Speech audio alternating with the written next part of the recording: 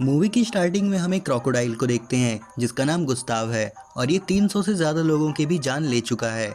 हम देखते हैं कि एक बीच पे वेव्स काफ़ी बड़ी होती हैं और देखते ही देखते वो सुनामी का रूप ले लेती हैं और साउथ एशिया के चाइना टाउन को अपनी चपेट में ले लेती है।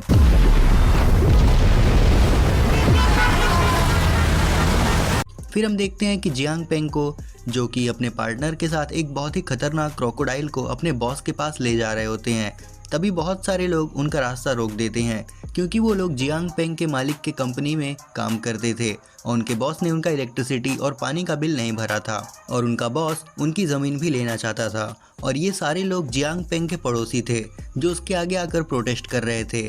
उन्हीं में जियांग पेंग की बेटी भी शामिल थी। इससे पहले कि वो लोगों को समझाता, वो देखते हैं कि सुनामी आ गई है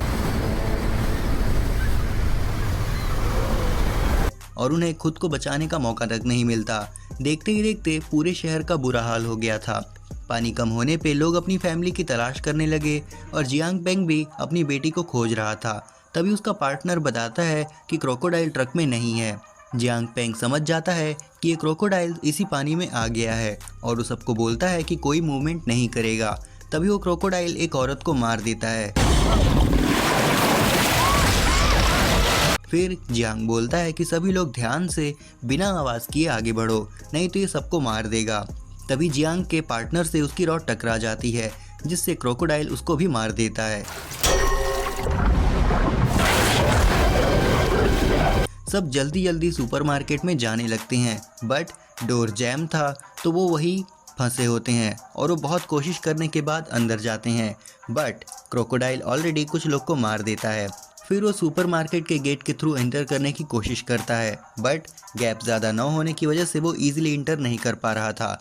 तभी सब लोग शार्प ऑब्जेक्ट से उसके मुंह पर मारकर उसको भगाते हैं। फिर वो देखते हैं कि क्रोकोडाइल ग्लास के डोर के पास आ गया है, जहां वो बहुत डर जाते हैं, बट फिर वो देखते हैं कि ग्लास डोर बहुत मजबूत है और बंद है। फिर क्रोकोडाइल वहां से चला जाता है।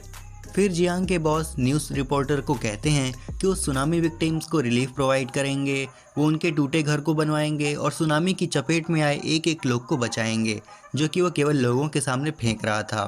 फिर हम जियांग को देखते हैं जो बताता है कि इस क्रोकोडाइल का नाम गुस्ताव है। इसका ये नाम इसलिए रखा गया था क्योंकि इसने 300 से ज़्यादा लोगों को मारा है।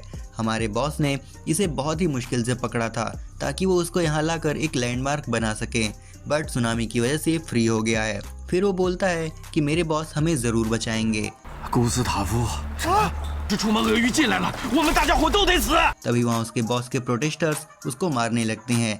तभी उसकी बेटी को अस्थमा का अटैक आता है, बट वहीं के कुछ लोगों में एक डॉक्टर होता है और उसको चेक करके वो बोलता है कि यहीं पास में मेरी क्लिनिक है, इसका ट्रीटमेंट वहीं हो सकता है। बट क्रोकोडाइल ऑलरेडी गेट पे आ चुका होता है और गेट तोड़ने की कोशिश करता है और गेट में क्रैक आ जाता है।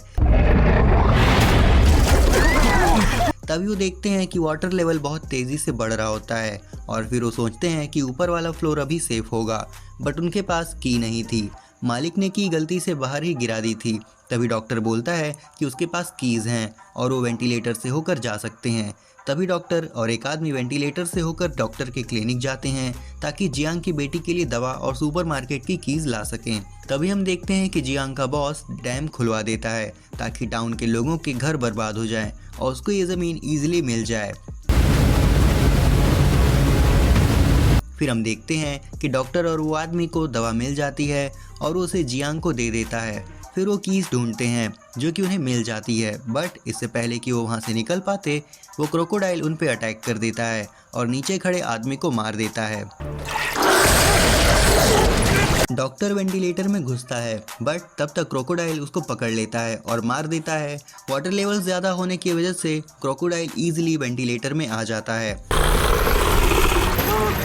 जियांग किसी तरह उसे बच के वापस आता है और सब बताता है, जिससे डॉक्टर की वाइफ रोने लगती है और बोलती है कि मैंने उन्हें मना किया था, बट उन्होंने मेरी नहीं सुनी और लोगों को बचाने के लिए खुद को सेक्रीफाइस कर दिया।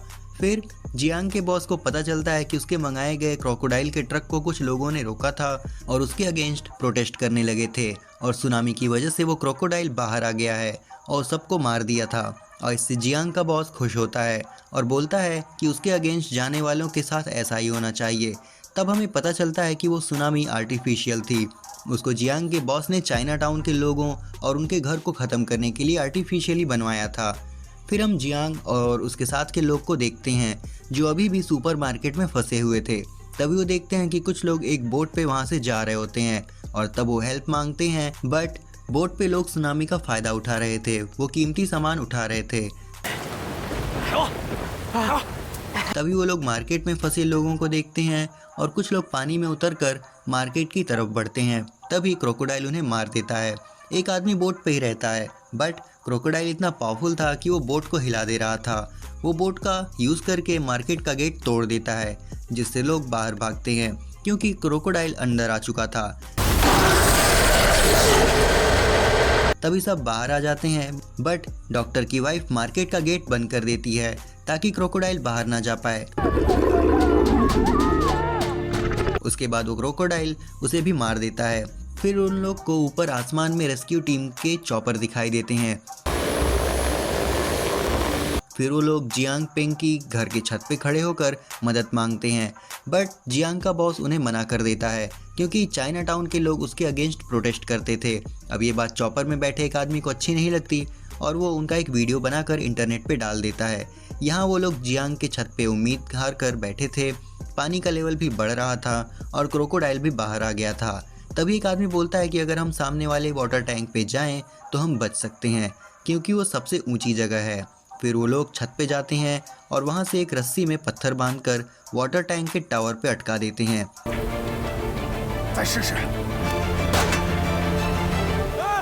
सबसे पहले जियांग जाता है, फिर उसकी बेटी जा रही होती है। डैम खुलने की वजह से वाटर लेवल बहुत तेज़ी से बढ़ रहा था, इसलिए रेस्क्यूअर भी आगे बढ़ने लगता है, जबकि अभी जियांग की बेटी टावर तक पहुंची भी नहीं थी और रस्सी इतनी स्ट्रांग नहीं थी कि 2 लोग का वेट उठा पाए। तो रस्सी टूट जाती है और वो आदमी गिर जाता है और क्रोकोडाइल उसको मार देता है। वहीं जियांग की बेटी, जो कि रस्सी को टाइटली पकड़ी थी, इसलिए बच जाती है क्योंकि रस्सी टूटने के तुरंत ही दूसरी साइड से लोग रस्सी को पकड़कर टाइट कर देते हैं। काफ़ी मेहनत के बाद वो भी दूसरी साइड चली जाती है। अब वहाँ एक अंकल ये और उसका बेटा बचते हैं जिसका नाम था जिमी। वो अपने बेटे को पहले जाने को बोलता है क्योंकि वो मेंटली नॉर्मल नहीं था, वो नॉर्मल पर्सन की तरह नहीं था। वो ज़बरदस्ती अपने बेटे को दूसरी साइड भेज देता है, बट उसके बाद अंकल ये के पास उतना टाइम नहीं बचता कि वो दूसरी साइड जा सके, इसलिए वो जियांग से बोलता है कि बच्चों का ख्याल रखना और उन्हें सेफली टावर तक पहुंचा देना।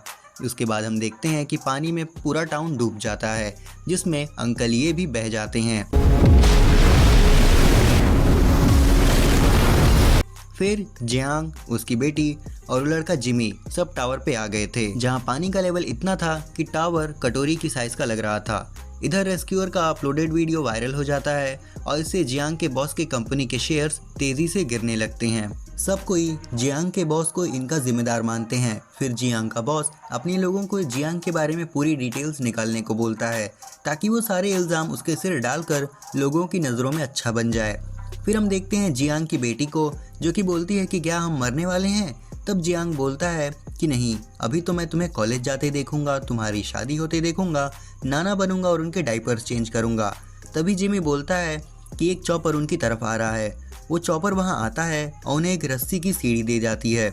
जियांग उस पर चढ़ता है, बट क्रोकोडाइल रस्सी पकड़कर खींचने लगता है और चॉपर कंट्रोल खोने के बाद पानी में गिर जाता है और वहीं जियांग, उसकी बेटी और जिमी भी पानी में गिर जाते हैं।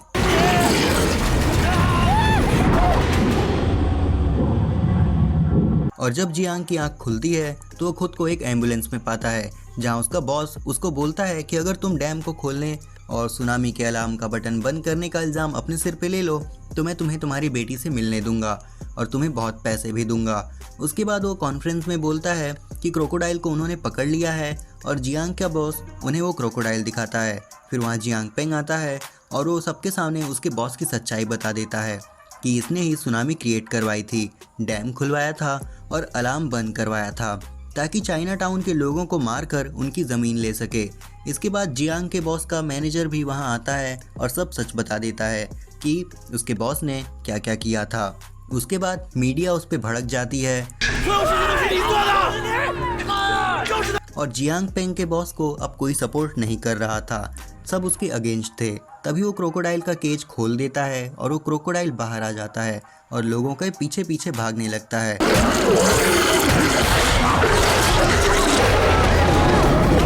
फिर जियांग अपने बॉस से पूछता है कि उसकी बेटी कहाँ है। तब वो बताता है कि तुम मुझे अकेले में मिले थे। तभी पुलिस उसको लेकर जाती है। फिर उसको याद आता है कि जिमी की वॉच उसके डैड के दिए हुए सेल फोन से कनेक्टेड है, जिससे उनकी लोकेशन पता की जा सकती है। यहाँ जियांग की बेटी और जिमी एक जगह पे पड़े थे। जियांग की बेटी ठीक होती है, उसे कुछ नहीं हुआ होता है, बट जिमी की बेली पे एक वुंड आ गया था जिससे वो बेहोश हो गया था। जियांग की बेटी उसको उठाने की कोशिश करती है। तभी हम देखते हैं कि क्रोकोडाइल लोगों का पीछा करते करते मेट्रो स्टेशन आ गया था। वहीं जियांग अपनी बेटी को ढूंढ लेता है और वो लोग वहां से निकलने ही वाले थे कि तभी वहां क्रोकोडाइल आ जाता है और आराम करने लगता है। वो लोग बिना आवाज़ के वहां से निकलने का ट्राई करते हैं, बट एक हल्की सी आवाज़ से क्रोकोडाइल का ध्यान उन पे आ जाता है और उन पे अटैक करता है। वो लोग पाइप्स के बीच में छुप जाते हैं जिससे वो बच जाते हैं, बट जियांग बोलता है कि मैं उसको डिस्ट्रैक्ट करता हूँ, तुम जिमी को लेकर जाओ, जिस पे उसकी बेटी उसे मना करती है, बट जियांग उसको फोर्स करता है। फिर वो क्रोकोडाइल को डिस्ट्रैक्ट करता है। तभी उसकी बेटी जिमी के साथ वहाँ से जाने लगती है। क्रोकोडाइल जियांग के एक हाथ को खा लेता है और जियांग उस पे वार करता है, जिससे वो थोड़ा पीछे जाता है और फिर अटैक करता है। तभी उसकी बेटी एक रॉड उसके मुंह में धंसा देती है, जिससे वो मर जाता है। फिर जियांग की बेटी उससे रोते हुए बोलती है कि अभी आप नहीं मर सकते, मैं आपको कभी परेशान नहीं करूँगी, अभी आपको मुझे कॉलेज जाते हुए देखना है और शादी करते देखना है। फिर हमें कुछ समय का टाइम स्किप दिखाया जाता है जहाँ सब कुछ ठीक हो चुका था। जियांग और जिमी ठीक हो चुके हैं, उसकी बेटी कॉलेज जा रही होती है। तभी जियांग एक ग्रुप फोटो देखता है जहाँ उसके पड़ोसी उसके साथ थे और उस टाइम को याद कर रहा होता है और यहीं पे मूवी ख़त्म हो जाती है। उम्मीद करता हूँ कि वीडियो आप सबको पसंद आई होगी और अगर आई है तो उसे लाइक और शेयर कर देना, चैनल को सब्सक्राइब कर देना। मैं मिलता हूँ आपसे नेक्स्ट वीडियो में, तब तक के लिए सायोनारा।